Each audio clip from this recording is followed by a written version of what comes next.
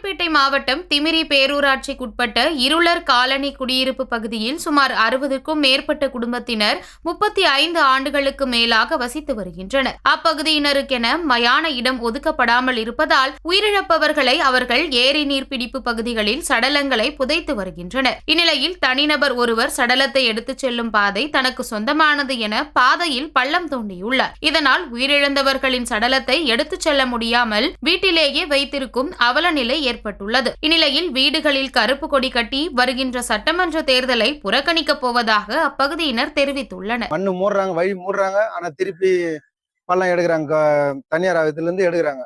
நாங்க இதே மாதிரி போராடி இருந்தா எங்க போராட்டம் இதுலயே தான் போயிடும் பொழுது, இன்னும் போராடி கொண்டேதான் இருக்கணும் பொழுது எங்க தாழ்த்தப்பட்ட ஜாதி எல்லாருமே.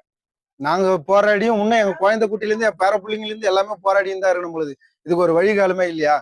இது இன்னும் இந்த சடலை நாங்க எடுத்து போறதுக்கு வழி இல்லைன்னா இஓ ஆபீஸுக்கு தான் நாங்க எடுத்து போயிட்டு அங்க முன்னிலையில வைக்க முடியும்.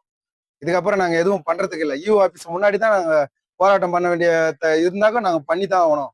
எங்களுக்கான வாழ்வாதாரம் பண்ணி ஆகணும்.